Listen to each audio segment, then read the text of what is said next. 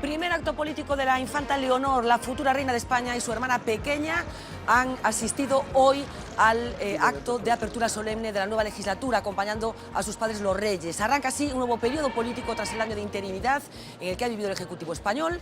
Felipe VI, a quien no aplaudieron los diputados de Unidos Podemos, del PNV y los independentistas catalanes, se refirió en su discurso a la corrupción y al efecto que la misma tiene sobre la ciudadanía. Corrupción que ha indignado a la opinión pública en todo nuestro país y que debe seguir siendo combatida con firmeza, tiene que llegar a ser un triste recuerdo de una lacra que hemos de vencer y superar. Una apelación, por cierto, que fue seguida por Rita Barberá desde la tribuna de invitados, como acaban de ver. Hablaremos enseguida de este nuevo tiempo político, pero también del nuevo tiempo económico que diseccionan José Carlos Arias y Antón Costas en su nueva obra, La nueva piel del capitalismo. Arrancamos.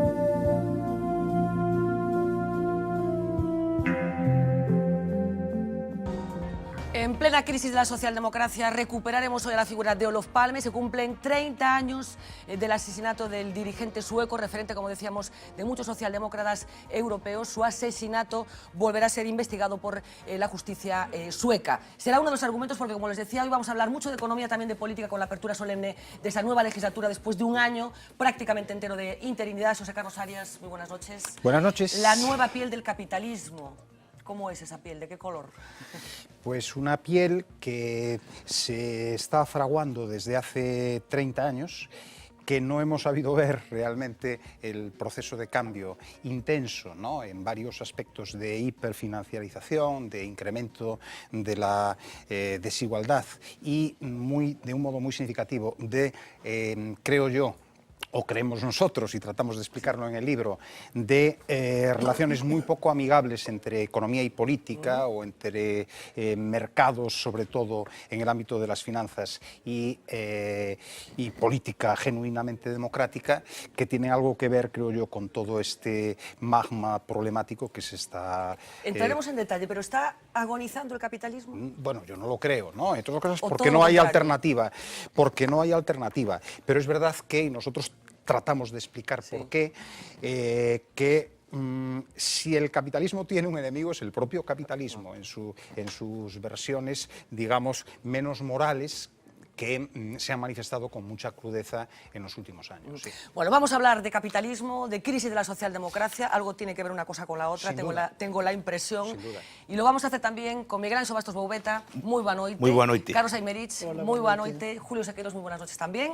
Hola, Marina Fernanda. Quevegato, muy buenas noches. La nueva piel del capitalismo, como decíamos, José Carlos Arias, Antón Costas, tratando de averiguar qué es lo que está sucediendo en este mundo en permanente cambio. ¿Cuáles son las claves de este libro? Pues el libro, La nueva piel del capitalismo, es el último libro de José Carlos Arias y Antón Costas. En él ellos hacen una reflexión sobre el pasado y el futuro de este sistema del capitalismo. Se centran en su transformación durante las últimas décadas y a la hora de analizar el sistema actual ellos destacan tres novedades. La primera tiene que ver con los mercados de capital y la que llaman de hegemonía ultrafinanciera. El dinero ya no tiene patria, dicen. Los mercados han crecido y ganado un poder de tal manera que estos economistas consideran que están situados fuera de cualquier escala razonable. Relacionado con lo anterior está también la globalización, que por un lado abre nuevos caminos, pero por otro trae también muchos riesgos, lo que nos lleva al tercer rasgo rasgo, la desigualdad, que se ha convertido en uno de los principales problemas de los denominados países del primer mundo. La clase media nunca pensó que volvería a la pobreza, pero el sistema falló y han aparecido los famosos nuevos pobres. Estas tres características del capitalismo llegaron a su punto máximo con la crisis financiera del año 2008 y afloraron sus grandes contradicciones. La relación entre capitalismo y democracia ha resultado ser muy precaria, con riesgo siempre para la primera, es decir, con riesgo siempre para la democracia, porque estos dos autores van un paso más allá y hablan incluso de una cuarta característica, el contexto moral en el que opera la economía actual. Ellos se preguntan lo siguiente: ¿es posible una moralización del capitalismo? La respuesta, por supuesto, es compleja, pero Arias y Costas proponen un capitalismo inclusivo, es decir, un capitalismo capaz de conciliar la lógica económica con una idea de democracia moral y cívica, para así construir un nuevo sistema que nos salve así de la decadencia y de la que ellos hablan de barbarie. Bueno, esa combinación capitalismo con un sistema social inclusivo es un poco lo que pretendía la socialdemocracia, ese estado del bienestar que alcanzó cotas máximas antes de la crisis del año 2008, es lo que vosotros proponéis que tiene que suceder, porque si no, ¿qué? Si no sucede esto, si no se moraliza, digamos, el capitalismo, ¿qué? Si no, un Estado social o un conjunto de Estados sociales que se van apareciendo en perfiles muy poco agradables, en cosas que vamos viendo en los últimos años, en situaciones muy poco agradables en las que habrá que familiarizarse con la permanencia de la desigualdad, con la permanencia del conflicto, ¿no? y con fórmulas no antidemocráticas, pero sí cosas que podemos imaginar como ademocráticas, por lo menos, ¿no? Yo creo que en todo caso el capitalismo el capitalismo es probablemente, este libro defiende el capitalismo, o sea, es un libro, para aclararlo desde el principio, no es un libro en absoluto anticapitalista, es un libro que defiende el capitalismo, pero el capitalismo creemos que tiene este enemigo interno, ¿no? Que es su propio exceso. Lo estamos viendo, por ejemplo, en la propia dinámica de la globalización. Yo soy defensor del libre comercio, ¿no? Pero el libre comercio está, creo yo, en serio riesgo en este momento por los excesos, ¿no? Por ejemplo, un tratado, yo creo que es necesario ir a una asociación transatlántica, ¿no? Pero claro, los excesos del tratado transatlántico, tal y como fueron conocidos, ¿no? Por la opinión pública, durante su tramitación, claro, por su tramitación y por algunos puntos muy importantes que había, esto se hace hostil para la sociedad en su conjunto, ¿no? Y crea muchos enemigos del libre comercio que no deberían de serlo, ¿no? Y en esta dinámica estamos, ¿no? Donald Trump, ¿es una consecuencia política? No, a ver, Donald Trump es, en mi opinión, no vamos a caer, yo creo que precisamente en el Donald Trumpismo, que es el ofrecer soluciones muy simples a problemas muy complejos, ¿no? Entonces yo no voy a dar aquí no voy a tratar de decir esto, Donald Trump es por A, B y C. Donald Trump probablemente es hijo de muchas circunstancias diferentes, ¿no? Que se han entremezclado ahí, ¿no?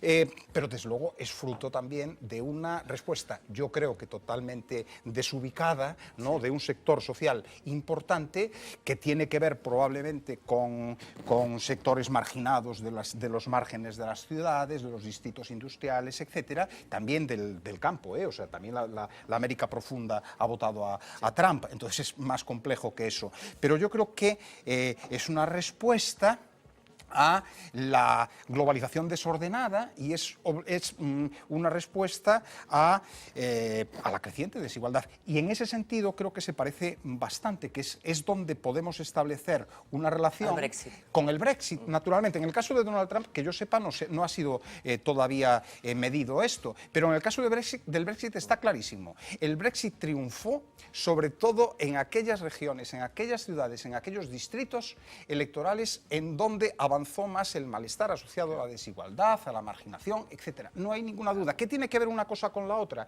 ¿Qué tiene que ver la desigualdad con el voto a Europa? Bueno, tendrá que ver o no, pero el caso es que la gente vota o un sector, no la gente, pero sí un sector importante que antes no lo hacía, de la sociedad y del electorado, vota muy influido por ese malestar. Parece que vota para dar una bofetada a las famosas élites, al ¿no? famoso sistema. Al famoso sistema, que el sistema que Donald Trump, que solamente hace falta ir a la ciudad de Nueva York, mirar para arriba y ver que la Torre Mayor, o no la Torre Mayor, pero aquella torre es la Torre Trump, que sea el que encarne el voto antisistema, Carlos, es una cosa asombrosa. Yo creo que estaréis en este caso, pero es una cosa asombrosa que estamos viendo. Y entonces digo, esto está muy desmadejado, muy desestructurado. Y en los años de crisis lo ha desestructurado más. Se han desarrollado políticas muy intensas, ¿no? Por ejemplo, dejando a Trump en el caso de Europa, políticas muy intensas en favor de una cosa que había que hacer, que era la consolidación fiscal, se han hecho de un modo tal que no se ha conseguido el objetivo, precisamente entre hoy, ayer, antes de ayer, probablemente sean las fechas que queden recogidas como el fin oficial de la política esta de consolidación fiscal a ultranza, etcétera. Han sido políticas que han agravado problemas y que no han solucionado el fondo del asunto, porque hoy estamos más endeudados que nunca. Interpelábate, Xosé Carlos, sobre a victoria de Donald Trump. Eu non sei se concordas Porque ca súa teoría. Eu estaba sentindo, Sí. a ver, a verdade é que xa teño fame, non? Teño vontade xa de ler ese libro, que creo que se inscribe, bueno, noutros, que sí que lín en outras reflexións, que veñen, pois, por exemplo, este economista, bueno, coreano, este Ha Jung-chang, non? Que entre tres cousas que non se contan sobre o capitalismo que incide un pouco nisto, ou outro, que eu creo, este Wolfgang Streeck, un sociólogo alemán, que xa leva falando, hai tempo ten un libro que se chama Tempo Prestado, que di que desde hai 30 anos o capitalismo está vivendo de alguma forma un tempo prestado, é dicir, está na prórroga. Na prórroga no sentido de que o capitalismo tal e como coñecíamos, as tasas de beneficio están caíndo e a forma de recuperalas ou de lograr, digamos, ese tempo prestado que el lle chama é, bueno, todo o que estivemos vendo, é dicir, incrementar a desigualdade, privatización, un pouco que estaba naquele informe xa da trilateral dos anos 70, e que agora eu creo que está no programa de máximos. Eu creo que efectivamente empeza a haber unha seria incompatibilidade entre o capitalismo real, antes falabas do socialismo real, eu creo que temos que falar do capitalismo real. Pode haber outro, pero estamos sufrindo o que hai. É a democracia, non? Fenómenos como o de Trump, pero fenómenos como o que está pasando en Turquía, o que está pasando en moitos países, bueno, na propia China, na propia Rusia, onde vemos, bueno, pois unhas fórmulas de goberno, non? E uns sistemas políticos formalmente democráticos, nalgúns casos, noutros xa non, pero nin siquera. En Estados Unidos, pois xa hai teóricos que falan de ir cara unha democracia plebiscitaria, de que aqueles poderes que se atribuíron ao goberno frente ao Parlamento cando foi o 11S, bueno, pois iso ten que ser así, xa non poden volver, non? O Parlamento era un tipo de democracia plebiscitaria que é realmente o que máis se pode acomodar a unha sociedade cada vez máis desigual e a un sistema económico que crea desigualdade. Eu creo que vai ser o sistema económico que condicione o sistema político e non o revés. Xosé Carlos, falades da ditadura dos mercados, bueno, levamos falando desto durante toda a crise económica, la ditadura dos mercados, lo financiero situado fuera de cualquier escala razonable, es una expresión que vosotros utilizáis, la cultura de la especulación, bueno, todo esto que tiene que ver con todo ese terremoto que vivimos a partir del año 2008. ¿Se está reaccionando ante esta situación, ante esta dictadura de los mercados? ¿O está el diagnóstico hecho o estáis advirtiendo de esta circunstancia, pero no se están tomando medidas suficientemente profundas para frenar esta deriva? Pues mira, la respuesta es tajante. No. O por lo menos no suficientemente, ¿no? Y no lo digo yo, es muy interesante acudir a los testimonios que van apareciendo, por ejemplo, en las memorias de algunos de los principales actores de todo este juego, ¿no? Acaban de salir las memorias del, no recuerdo cómo se, está traducido al castellano, del que ha sido hasta hace poco tiempo gobernador del Banco de Inglaterra, del un economista muy interesante que ha sido, que yo recomiendo mucho leer, que se llama Adair Turner, que ha sido director de la Financial Services Authority, que es el regulador de las finanzas británico, y la respuesta que te dan, no que te darían, sino que dan estas que han sido autoridades muy significativas, asociadas, directamente relacionadas con la gestión de estos problemas al máximo nivel, la respuesta que te dan es no. Estamos más o menos como estábamos en 2008 en relación con muchos asuntos. Se han hecho algunas cosas importantes, cuidado, tampoco vamos a presentarlo de un modo tan tajante que dé una imagen falsa. Se han hecho algunas cosas en relación con todo este sistema de Basilea III, introduce un cierto orden mayor del que había en las finanzas internacionales. Pero todo esto a una escala todavía muy reducida en relación con la... ¿Pero por qué? ¿Por falta de percepción del riesgo? ¿Porque los que están saliendo ganando están muy interesados en seguir ganando? Un poco por la mezcla de todo, ¿no? Y quizá porque el problema en el fondo es muy difícil de gestionar. A ver, ¿cómo lo diría yo de un modo lo más sencillo posible?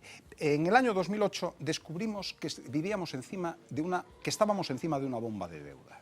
Esa bomba de deuda había que deshacerla en algún sentido, de algún modo, ¿no?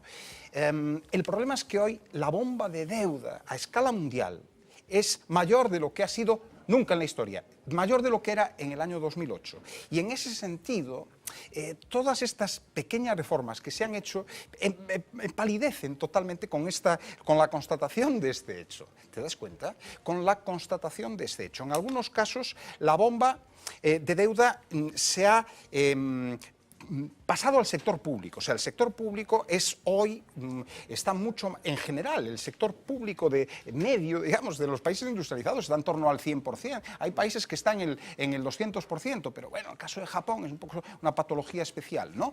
Y el problema de todo esto, que no puedo dejar de decirlo, es que, claro, deshacer la bomba de deuda, ¿no? Lo que vemos desde el año 2008 es que deshacer la bomba de deuda significa ajustar necesariamente. En algún momento hay que ajustar, ¿no? Y ajustar es poner un límite al crecimiento económico, ¿no? Creo yo. Y poner un límite al crecimiento económico es crear más desigualdad. No necesariamente. No necesariamente. No necesariamente. Pero lo que se ha ido dibujando, particularmente en Europa, ¿no? Y llamamos bastante la atención sobre esto, ¿no? Particularmente en Europa, es este escenario cada vez más desagradable, si se llega a producir, ¿no?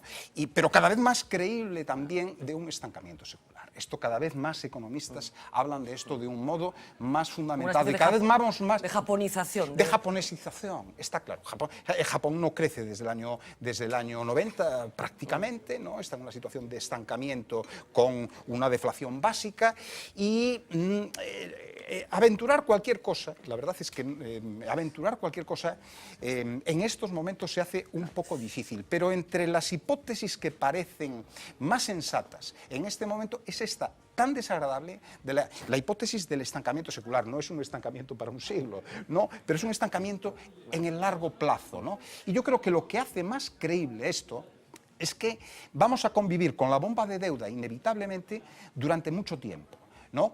Y esa convivencia con la bomba de deuda, ¿no? Y la obligación de hacer algo para resolverlo nos va a establecer límites a las políticas de crecimiento económico de un modo inevitable, ¿no? Deja de hablar un poco de economía real, hablábamos de la desigualdad, esa alerta que también tiene nombres muy populares, incluso como el del famoso Piketty, y estabas hablando y me estaba acordando de unos sucesos de estas horas que todos estamos comentando, que es la muerte de esta anciana en Reus, Rosas, a la que se le cortó el suministro eléctrico, como consecuencia de lo cual puso unas velas, una de las cuales provocó un incendio que le costó finalmente la vida.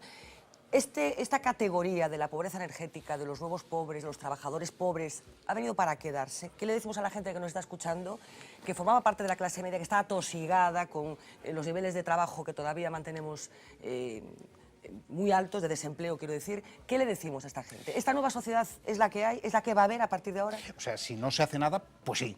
O sea, está claro que si no se interviene para modificar el estado de cosas y no se interviene con firmeza, probablemente con intervenciones y con políticas sobre las que hasta ahora apenas nadie había pensado, y desde luego la socialdemocracia clásica no planteaba nada de eso, o se hace algo así, algunas de esas cosas no propuestas por nosotros, ¿no?, sino por ideas que han ido surgiendo en los últimos años que van más que en la línea de una redistribución de la renta, más que en eso, que es un poco la idea tradicional a través de los impuestos, y más con políticas activas de distribución primaria de la renta, ¿no? Y entonces estas propuestas de renta básica y tal, que hace poco tiempo parecían quimeras, no sería raro que empezáramos a verlas aplicadas en la práctica, porque la situación es de urgencia, no hay ninguna duda. O sea, la realidad de que 3,5 millones de personas han abandonado en los últimos años la clase media española y que algo parecido ocurre en los países del entorno es una realidad con la que está ahí, que está perfectamente constatada, perfectamente documentada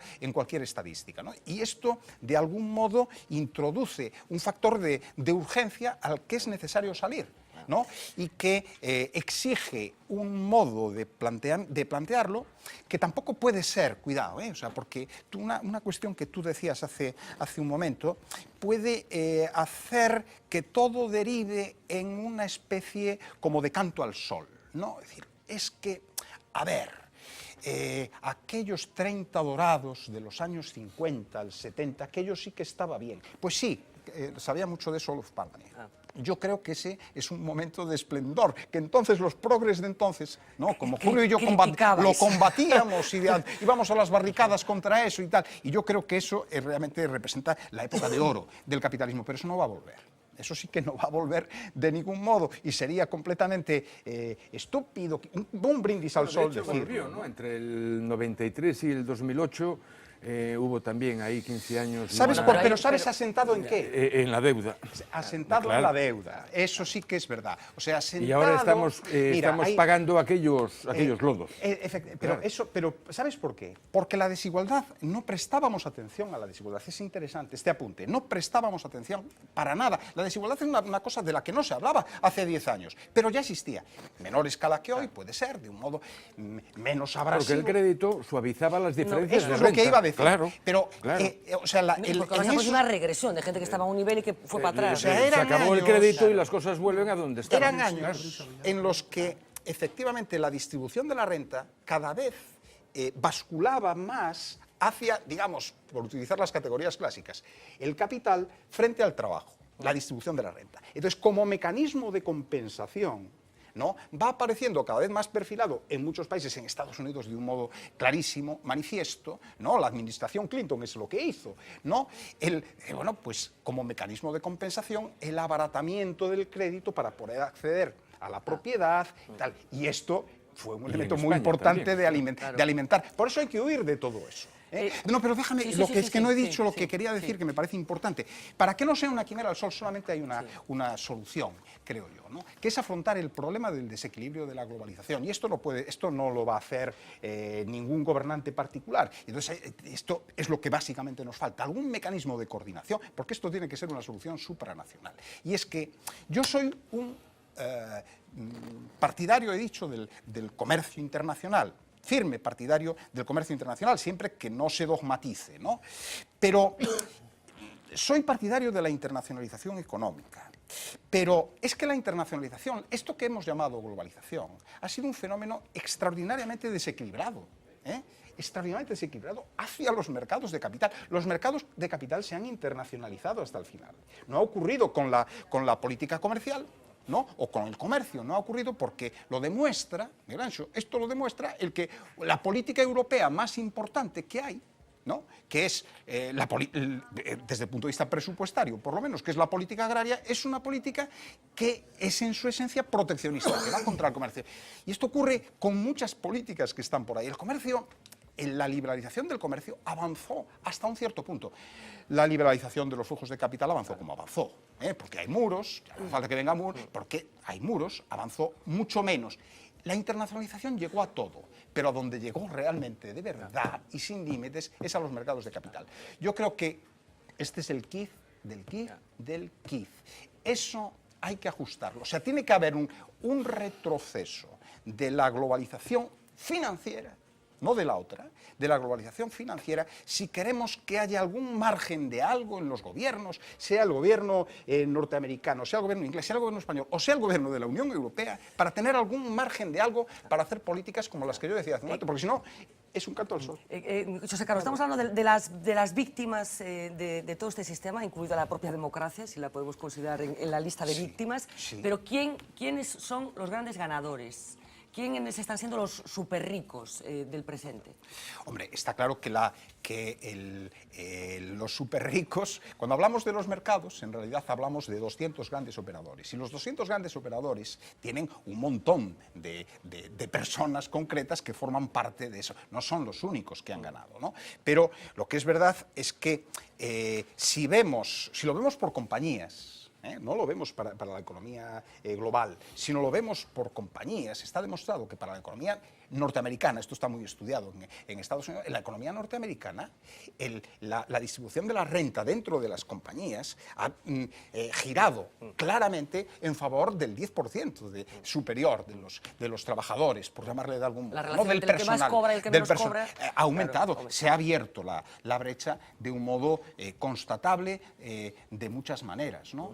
Y esto, pues, repito, esto es algo con lo que convivimos, como en general estas tendencias profundas del capitalismo. Convivimos desde hace mucho tiempo, pero ahora se ha hecho visible porque se han expresado de un modo muy contradictorio, ¿no? Miguel Anxo, dende o paleoliberalismo, como ves ti todo isto? A ver, é que eu non, o concepto que teño eu de capitalismo mellor difire do meu profesor Arias Moreira, difire un pouco, porque un sistema no que o diñeiro se crea como se creaba o cemento na Unión Soviética, que é un sistema absoluto de planeamento central, como é o Banco Central Europeo, que decide a cantidade de diñeiro, o precio do mismo, a calidade do mismo, incluso o que é diñeiro, eso para mí non me parece un sistema de libre mercado capitalista puro. Estos días viñan na prensa que o Banco Central Europeo va a inyectar 50.000 millóns de euros na economía, un quantitative easing a europea. E, claro, e ese diñeiro vai e non ten efectos na economía real, porque ese diñeiro que se inyecta acaba nos mercados financeiros que te acabas de denostar rapidamente. Pois empecemos por a raíz, non? Empecemos por a raíz que é quen causa todo o daño. Eu sempre acusei esta crisis, como na de 29, como na de 73, as políticas monetarias dos bancos centrais, as políticas malditas, políticas de diñeiro barato, que deprimen o crédito, que fan que se malgaste o capital, que o pouco capital existente das sociedades se invista mal en sectores, por exemplo, como da vivienda no seu momento, como da deuda pública neste momento, consumindo capital. A crisis de 2008, basicamente, os resultados son previsibles. Es decir, se ti malgastas capital, o sea, ti eres máis pobre despois. Eu comparo moitas veces facendo un símil agrario, es decir, imaginemos que un labrego se come o millo da semente. Ese ano, esos anos que come millo da semente, o ano que come millo da semente, pues, pode criar galiñas, e ter máis ovos, e pode facer empanadas, e pode facer pan, e ano seguinte, que? Pois que ten menos millo para sementar, por tanto, produce menos. Isto foi o que nos pasou. A burbulla de crédito non pode consumir nada real. O diñeiro, eu son da teoría que non importa. O sea, o diñeiro de estrutura, o diñeiro non importa, o diñeiro non é riqueza, o diñeiro non é capital, o diñeiro é un mero medio de intercambio. Se ti emites máis diñeiro, a cantidad de bens non se altera por eso. O que fixeches é malgastala, mandarlle unhas sinais falsas ás persoas, dicindo, ponte a investir isto, amplía a túa fábrica, compra unha casa, e depois non hai con que financiarla, e vemos todos un montón de urbanizacións que quedaron nos cimentos, vemos un montón de fábricas que quedaron a medio producir, pero eso por a maldita política do Banco Central Europeo, por querer fixar os precios. Pero queremos que para o capitalismo, cuando o capitalismo natural é un capitalismo absolutamente bancario, un capitalismo absolutamente protegido polo Estado, que lle dan os privilexios aos bancos que non ten ningún outro sector na economía, que o sector na economía ten garantía de depósitos, por exemplo, non hai sector na economía que ten garantía de depósitos, que sector na economía ten, por exemplo, curso forzoso, o sea, a idea de que o diñeiro bancario que ele crea sea cotizado a la par co resto do diñeiro, por exemplo, que sector da economía ten o privilexio da reserva fraccionaria. Non hai ningún sector que teña os privilexios que ten a banca. E ainda por riba, non, é que... Pois os bancos foran seres independentes. Os bancos forman parte do aparato estatal. Son como unha empresa, son como unha escola concertada. Fan funcións públicas de forma privada, pero non teñen nada de privado. O Banco Central Europeo, dun plumazo, liquida os bancos nun momento. Quita estes privilexios e acaba con eles. Pero onde está o capitalismo, entón? O capitalismo dixeras, hai un sistema de patrón ouro con ouro circulante. tipo, como defendía, si hubiera así, me dirías, bueno, pues entonces el capitalismo tiene estas culpas. Pero un sistema en que o Estado planifica todo, que crea dinero da nada, que desestructura por completa a economía, intentamos acá decir que eso é o capitalismo de libre mercado, e que son os mercados que dirigen o mundo. Os mercados están totalmente intervidos, están totalmente alterados. Onde está o mercado aí? O libre mercado como tal nunca existiu, é dicir, o capitalismo sempre dependeu dunha intervención estatal dun tipo ou de outro. Fose a colonización, bueno, home, a maioría. Home, fose a colonización, Apela moito a Polanyi. claro, a grande transformación. Fose a colonización, verdade, de novos continentes, etc., sempre dependeu da intervención estatal, sempre estivo o pé da intervención estatal. Pensalo de outra maneira, decía este Ha Jun-chang, é como as películas que el vía de pequeno en Corea de Bruce Lee. Decía, parecía que voaba, non, é que eran unhas cordas de piano que na película non se ven, pero que o sostiñan no aire. Co capitalismo, no que pensa Bastos pasa igual, di, no, é que antes non había intervención houbo a sempre, outra cousa é que o foco se pusera noutro lugar e as cordas que sostiñan ese capitalismo non se viran, pero o capitalismo, as grandes fortunas que hai agora, vémolo no caso español, son ligadas ao Estado. Sempre ligadas ao Estado, pero en todas partes. Os Robert Byrons, estes tamén nos Estados Unidos, tamén estaban ligadas ao Estado. Tamén estaban ligadas ao Estado. E a un determinado tipo de intervención estatal. A mí me gustaría saber qué vínculo tiene con el Estado, por ejemplo, Apple, Microsoft, Oracle. Pois pregúntalle a Irlanda que vínculo ten co Estado Apple. Pregúntalle. Ningún. Ningún. Cobralle impostos baratos. Que non pague impostos, que non ten impostos baratos. E así se debe facer. No, esta pregunta me parece muy interesante. Con muy mala leche, por cierto. Pero la respuesta que después de un número importante de investigaciones, que ahora te voy a mencionar, podemos dar ahora es bastante diferente de la que yo mismo daría hace 6 o 7 años, ¿no? Por ejemplo, recomiendo mucho la lectura de un libro de Mariana Mazzucato. Emprendedor, pero este libro critico moito, Bueno, tú lo criticas, pero no es solo Mariana Mazzucato, es toda una literatura que va apareciendo que va mostrando que sin el Estado, tú preguntas, si Apple y el Estado, sin las inversiones masivas del Estado en investigación básica y en investigación aplicada, no hubiera habido ni un asomo de Apple, hemos creado muchos mitos, ¿no? Sí, pasa lo mismo que con el automóvil y las carreteras públicas. Que no quiere decir que uno no admire el fenómeno Apple, pero hay que situarlo en lo que le corresponde, ¿no? Y lo que le corresponde es que hay un componente de mito, los famosos mitos. Los mitos en general pueden ser estupendos, pero también pueden tener un componente, claro, negativo, de idealizar una realidad, y en este caso está idealizado. Los mitos económicos del garaje, ¿no? O sea, los 4 chavales que solamente con su capacidad, que a base de su talento, ellos solos son capaces de poner en marcha. Y eso es mentira porque, entre otras cosas, ha servido, ¿no?, para la justificación hasta el final de la innovación. La innovación es bárbara. Yo soy un firme partidario. Creo que una de las cosas peores que ha ocurrido en España en los últimos años es el sacrificio de la innovación y todo esto, ¿no? Aquí lo he comentado varias veces. Es verdad eso, pero cuidado con el mito de la innovación, porque llevado al ámbito al que yo estoy diciendo, emprendedorismo también, por cierto. Llevado al ámbito al que yo estoy destacando como que es lo que predomina básicamente en la actividad económica, que no es muy distinto de una cosa que decías tú hace un momento, Miguel Anxo, que es el ámbito de las finanzas, ha llevado a idealizar una cosa que es, yo creo que una de las claves de los problemas que hemos ido acumulando en los últimos años, que es idealizar la innovación financiera, ¿no? Que es algo que es esencial en el proceso de transformación de las finanzas en los últimos 30 años, ¿no? Hemos creído que eso iba por la vía de la modernización, etcétera. Lo que iba en gran medida era por la vía del abismo, porque muchas de esas innovaciones eran en productos derivados de productos estructurados, que muchos de los que los manejaban no tenían ni idea exactamente de lo que era. Algo sabemos de eso, seguro que algunos de los espectadores también. Julio, decías. Mira, yo quería decir por lo menos 2 cosas o 3, ¿no? Dice, la primera, con la situación actual, el tema de la desigualdad, la crisis y tal, yo creo que la explicación es relativamente sencilla, lo cual no quiere decir simple, ¿eh? Simple significa una cosa y sencillo significa otra. Es una explicación sencilla en el sentido siguiente, que cuando una economía, sea la que sea, crece a crédito, y lo hace durante un periodo muy largo de tiempo, lo que está haciendo es adelantando el crecimiento futuro al crecimiento presente.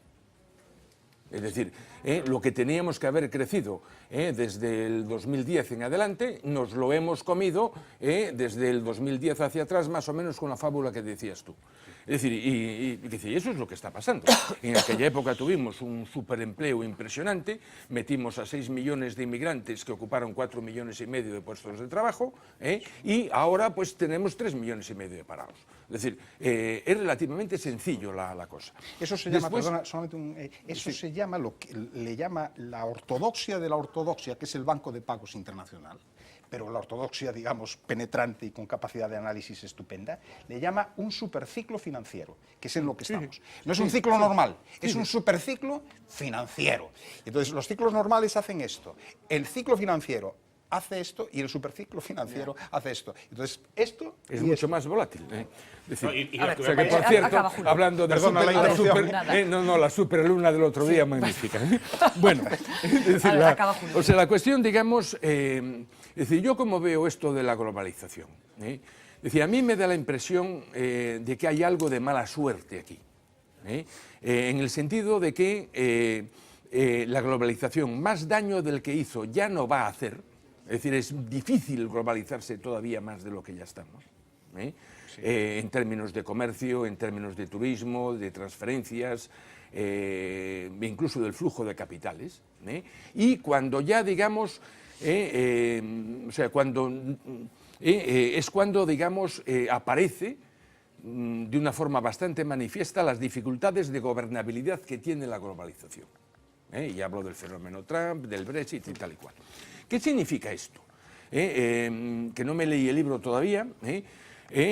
Ahora, aquí, digamos, hay una vía que es la de dar marcha atrás, que es el tema Brexit, es el tema Trump, de los muros, proteccionismo, que por cierto coincide con un segmento de la izquierda europea, o sea, el famoso Anguita con el tema de la fortaleza europea y tal y cual. Ahora, a mí me parece que lo que va a suceder va a ser un empuje hacia adelante a pesar de estas cuestiones, que se va a dar básicamente solucionando un problema que hoy está encima de la mesa, que es el de la gobernabilidad de la economía mundial en su conjunto, con autoridades, sean democráticas o no, sean elegidas o no, pero con capacidad de actuación global. Es decir, aquí, o sea, tenemos una economía y unas migraciones que funcionan globalmente con gobiernos nacionales. Y eso es una contradicción que tarde o temprano va a saltar por los aires y ojalá lo haga creando un gobierno o una autoridad supranacional que de alguna forma regule, o sea, este tipo de cuestiones. A ver, y tenemos ya una pequeña cosa. Es decir, el tema, por ejemplo, lo tenemos ahora encima de la mesa con el tema de los impuestos de las multinacionales.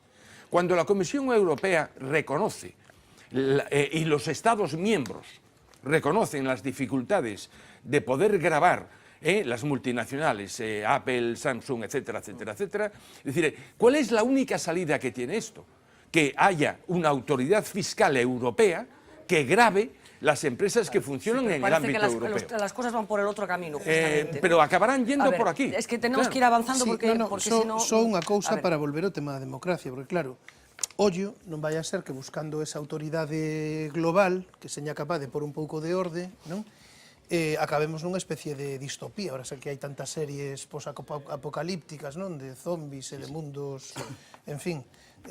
Porque claro, se aquí hai que gobernalo de algunha forma, pero non se teñen en conta os intereses da xente, os intereses da maioría, volveremos a quen teña máis capacidade de influencia, a quen teña máis capacidade de presión ou a quen teña máis poder. Que de algunha forma é o que está pasando en Europa. É dicir, o que está pasando en Europa que se construe desde o ano 92, bueno, desde a Acta Única Europea, etc., non? Un modelo de Europa, bueno, pois baseado nesa moeda única, nesa liberdade de circulación de capitais, e a democracia onde queda? Porque antes estaba o voto censitario, non, só votan os propietarios. E agora na práctica é o mesmo. O que pasa é que en vez de haber voto censitario, o que facemos é sacamos todos estes asuntos económicos e monetarios da decisión democrática e só deciden os propietarios. Estamos exactamente no A ver, mesmo. é que temos que sacar matar. Iso haberá Miguel que Anxo, resolver. deixo No, nada, hai un un minuto, Parlamento despois volvo a Europeo, preguntar. Un Parlamento Europeo que non ten absolutamente ningún falaría, poder. A ver, falaría veña. moito tempo, no, Veña. que a democracia só vale para subir impostos e para regular, entón non vale para baixalos tamén. Dicir, un país soberano como Suiza, un país soberano como Irlanda, entendido tamén a decir que non quera fundirse cos demais e quera ter impostos baixos. Porque o que se grava as multinacionais, por exemplo, en Alemania é o correcto e o que grava en Irlanda é o correcto. O mellor o correcto que a Irlanda é ten Alemania que ser o que copie. Pero Irlanda que grave polo negocio que fai Apple en Irlanda. Bueno, a non ver, é grave que temos que polo por negocio un punto fai final, Apple Xosé aquí. Carlos, quería plantear unha última pregunta, que casi rematades con o libro. Ten o capitalismo séculos contados, unha das frases que introducides, vos facedes esa pregunta. Respóndema. Desde logo, bueno, xa ves, non? Que é unha especie de coña marinera. Ten os séculos contados. Pois eu creo que o capitalismo como tal, que tuvo formas distintas ao longo da historia, claramente, si sigue a deriva actual, vai hacia formas extravagantes, decididamente extravagantes, non hai ninguna dúbida, pero permíteme que diga unha cousa que antes non dixen e que a min me interesa moito, que non saliu en todo o debate e que aparece algunhas veces no libro, que todo isto está ocurrindo cando está cambiando a nosa concepción do tempo. O sea, o tempo económico e o tempo da vida está cambiando, vivimos unha especie de aceleración continua, isto é fundamental para explicar moitas, os mercados financeiros, estos famosos, non contan o tempo xa en días, nin en horas, nin segundos, nin en microsegundos, sino en nanosegundos. De maneira que todo isto que está ocurrindo, toda esta mutación, ten unha base na técnica, tecnolóxica. Entonces, non é solamente nin ideoloxía, hai un elemento tecnolóxico que hai que saber tamén domiñar, porque se non o domiñas, pois te acaba comendo. Tan acelerados y vamos a quedar todos agotados, tanto en nanosegundos, en fin, no sé si me coge ya mayor este tema. Vamos a hacer una pausa publicitaria, va a ser unos minutos, un par de minutos, y enseguida regresamos porque hay más asuntos que tienen que ver con el día. Oficialmente hoy se ha puesto en marcha una nueva legislatura, después de este año tan particular que se ha vivido en España, la presencia de los reyes en el Congreso de los Diputados y también de la infanta Leonor y de su hermana. Así que enseguida regresamos y lo vemos.